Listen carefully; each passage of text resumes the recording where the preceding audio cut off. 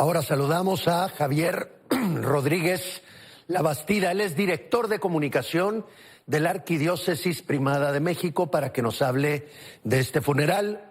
Buenos días. Buenos días, ¿qué tal? Buenos días, Dani y Luis Carlos, y a toda su audiencia. Muchas gracias por atendernos este enlace a esta hora. ¿Qué nos puede decir sobre todo lo que se está llevando a cabo en el Vaticano? Bueno, pues es un momento muy emotivo, una ceremonia muy emotiva la que vimos hace unos momentos. Es una ceremonia en la cual estuvieron presentes miles de fieles y, de acuerdo a datos que proporcionó el propio Vaticano, alrededor de 4,000 sacerdotes, más de 400 obispos y 120 cardenales que acompañaron al Papa Francisco, quien presidió esta ceremonia de exequias por el Papa Benedicto XVI. Una ceremonia muy sencilla que pudimos apreciar, muy sobria, sin embargo, con varios momentos bastante emotivos, como bien se mencionaba hace unos instantes, esas palabras que menciona el Papa Francisco en la homilía: Benedicto, fiel amigo del esposo, que tu gozo sea perfecto al oír, definitivamente, y para siempre su voz. Una ceremonia también en la cual vimos a un Papa Francisco acercarse al féretro donde está Benedicto XVI, y pues bueno, hace un breve momento de oración. Pudimos también observar una ceremonia que fue presidida por un rosario también, por el eterno descanso del Papa Benedicto XVI. Y pues bueno, creo que también algo que da mucho color es estos gritos al final que se escucharon, estas mantas que salieron al final, al terminar la misa. Pedían, bueno, mencionando Santo Súbito, ¿no?, que es una petición que hacen los fieles al Papa Francisco para elevar a los altares al Papa Benedicto XVI en virtud de su vida, ¿no? Javier, buenos días. Le saluda Dani Martín. Pues de acuerdo también a todo lo que describe y a cómo han sucedido pues precisamente estos hechos, la lamentable pérdida del Papa Emérito Benedicto XVI, ahora un funeral inédito, sabemos, presidido por otro Papa, en este caso el Papa Francisco. Esta sería la primera vez en la historia y de acuerdo a ello, algo para decir en especial. Sabíamos que Benedicto XVI, entendemos, quería un funeral solemne pero sobrio. ¿Esto sí se llevó a cabo de esta manera? Sí. De hecho, sí fue un funeral bastante sencillo, bastante sobrio. Incluso la homilía del propio Papa Francisco es una homilía no tan centrada en la figura del propio Papa Benedicto XVI. Creo un poco que también es en respuesta a esta solicitud del propio Papa Benedicto XVI. Y respecto a lo que mencionaba de si es la primera vez, en la historia moderna sí es la primera vez. La última vez que ocurría algo similar fue, si mal no recuerdo, hace unos 220 años más o menos, cuando el Papa Pío VI, tras morir, el Papa Pío VI en un exilio, tras años después de ser preso por Napoleón, sus restos fueron llevados de vuelta a Roma y su funeral fue celebrado por el Papa Pío VII.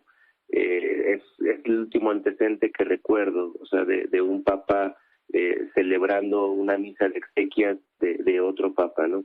Y previamente, evidentemente, ya algo que tiene más de 600 años que no había ocurrido, que era el hecho de un Papa emérito, ¿no? Es decir, que un Papa había renunciado a sus funciones, como en este caso lo había hecho el Papa Benedicto XVI, por lo que él manifestó su avanzada edad y su estado de salud, ¿no? Se cambiaron totalmente los protocolos, un funeral muy diferente e inusual a los que se han llevado casi durante los últimos 60 años. No repicaron las campanas de la Basílica de San Pedro, no hubo anuncio solemne por parte de un monseñor del Vaticano a los fieles en la plaza. ¿Cuáles fueron los cambios más importantes en los protocolos? Sí, de hecho, estos son creo que quizás los más importantes los que menciona.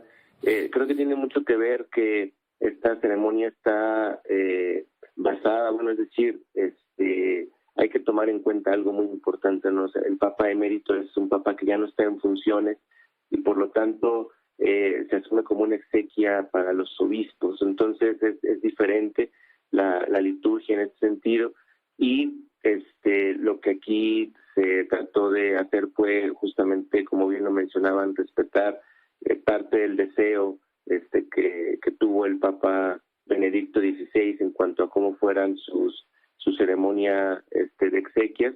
Y bueno, también creo un poco lo que el Papa Francisco también en ese sentido accede y por eso justo yo creo este carácter tan sobrio, tan sencillo, pero creo yo que la emotividad está en el sentido del cariño y del amor que manifiestan los miles de asistentes, también una asistencia bastante nutrida de parte de sacerdotes, de religiosos, de cardenales, de obispos que acudieron de distintas partes del mundo. Definitivamente es un hecho, no es la cantidad de gente que, por ejemplo, despidió al Papa Juan Pablo II, y yo creo que tiene un poco que ver en ese sentido, justamente por la sobriedad que el propio Papa Benedicto XVI pidió para esta ceremonia de exequias. Javier, era de esperarse la afluencia de miles de fieles que se dieron cita en la Capilla Ardiente y ahora para dar paso al funeral del Papa Emérito Benedicto XVI. ¿Así esperaban esta gran cantidad de personas?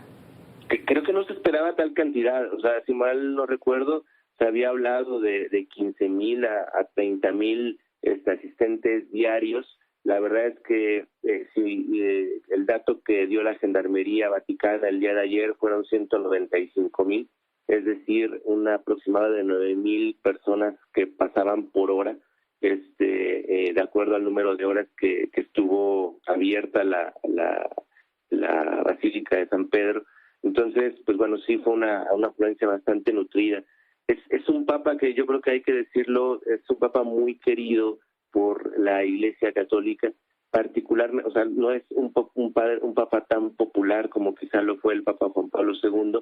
Sin embargo, al interior de la Iglesia Católica es un papa muy querido por todos los aportes que dio, ¿no? Particularmente creo el catecismo de la Iglesia, las grandes aportaciones que dio a partir de sus encíclicas y exhortaciones apostólicas, también el trabajo que hizo como teólogo durante el siglo anterior.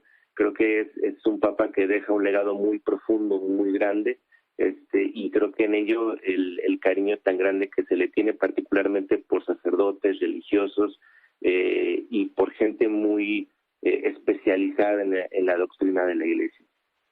¿Qué sucede aquí con el Papa Francisco? ¿A él le corresponde establecer cómo podrían jubilarse en el futuro? ¿Cómo podría jubilarse algún papa? Él emitirá nuevos protocolos, se decide sobre la marcha, casi como en el caso de Benedicto XVI. ¿Qué sucede en el futuro? La verdad es de que yo creo que son decisiones propias que irá tomando el Papa Francisco. Él ha avisado, o sea, él creo que algo que sí ha sucedido y bueno, es evidente, pues es el tema de la renuncia del Papa Benedicto XVI.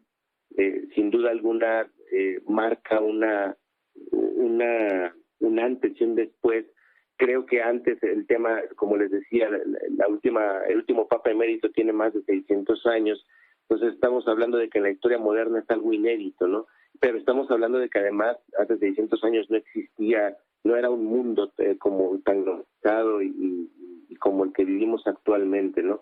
Entonces, en ese sentido, creo que el Papa Francisco también ha mandado ciertos mensajes en el sentido de que cuando él crea que su salud ya no se lo permita, pues entonces emitirá su renuncia. Si mal no recuerdo, hace poco mencionaba en una entrevista, creo que con ABC, que tan luego él asumió como papa, las funciones como papa, de las primeras cosas que hizo fue firmar una renuncia anticipada, justamente en el caso de cuando él sintiera que su salud ya no le permitiera ejercer sus funciones como es debido, ¿no? Y creo que eso es algo inédito, o sea, es algo que no habíamos visto en la historia moderna, que dos papas asumieran que en el momento en el que ellos sientan que su salud ya no se los permite, pues en ese momento dejarán sus funciones, ¿no? Lo dice el Papa Benedicto XVI, el Papa Francisco mismo ya lo ha anticipado desde hace un tiempo, ¿no? Justo ahora que mencionan eso, Javier, el antes y el después sí facilita también esta decisión de Benedicto XVI, el camino para futuros papas, como ya lo mencionaban. ¿Lo ven cercano para el Papa Francisco, quien lo hemos visto con varias afectaciones en su salud, en silla de ruedas, en varias de sus giras o visitas? ¿Qué se puede esperar a lo mejor en un corto o mediano plazo? ¿Sí ven posible este escenario, una renuncia del Papa Francisco?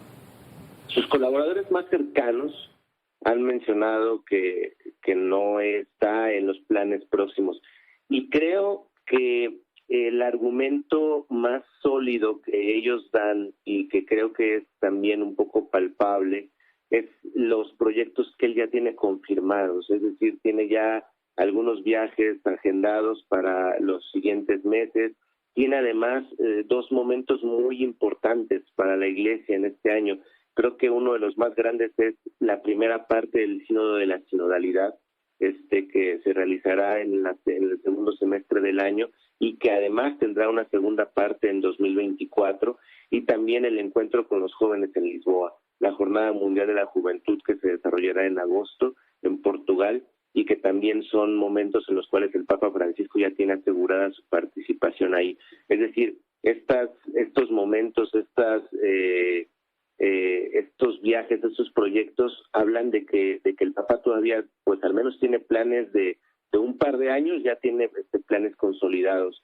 Él lo ha anticipado también, en el momento en que su salud ya no sienta que él ya no se lo permita, dimitirá, ¿no? Es muy cierto también, él mismo lo ha admitido, que ha tenido problemas con la rodilla en los últimos meses, en los últimos años, que le han pedido que se opere. Él al parecer no ha querido esta operación, y es por esa razón por la cual hemos visto mucho o frecuentemente el uso de silla de ruedas, y hoy, por ejemplo, hoy fue el uso de bastón, ¿no?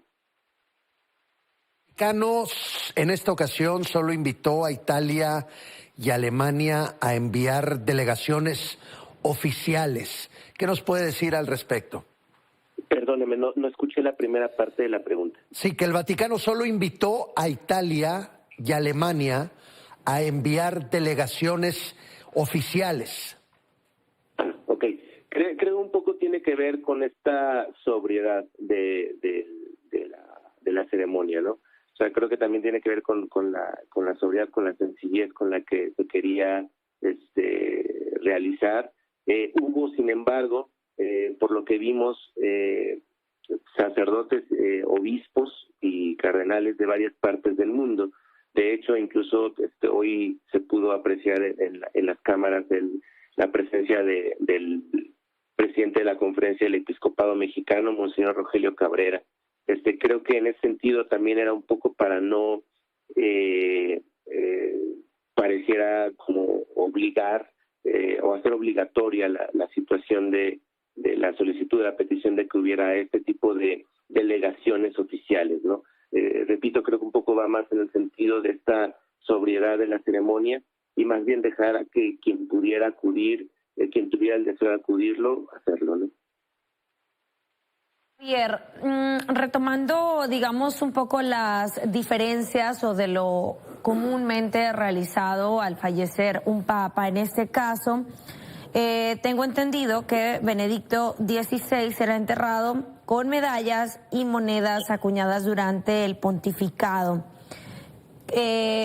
Hablemos un poco de qué sería lo usual y qué es lo que no va a suceder en el entierro puntualmente con el Papa Emérito Benedicto XVI. Sí, algo que creo que es interesante de saber es que a 7 meses de que él fue electo Papa, con motivo de la celebración de los fieles difuntos, él visitó la tumba de su predecesor, Juan Pablo II, ubicada en las Grutas Vaticanas. Es un dato interesante saber que 17 años después, ahí será donde será sepultado. Y bueno, es un tema interesante de conocer, que ocupará la tumba de San Juan Pablo II, una tumba que está ubicada justo abajo del altar mayor de la Basílica de San Pedro en la Ciudad del Vaticano, y donde también fueron sepultados los papas San Juan XXIII hasta 2001 y San Juan Pablo II hasta 2011. Tengo entendido que la capilla donde reposará será muy sencilla y estará presidida por una escultura en relieve donde se ve a la Virgen María con el niño Jesús en sus brazos, y en este lugar se colocará una lápida de mármol con su nombre. Javier, usted de lo que ha visto desde la muerte, desde el día de la muerte del Papa Emérito Benedicto XVI hasta este momento, ¿qué es a usted en lo particular, en lo personal, lo que más le ha llamado la atención? Bueno, creo sin duda es el tema creo que resaltó mucho el tema de una figura de un Papa emérito que renunció,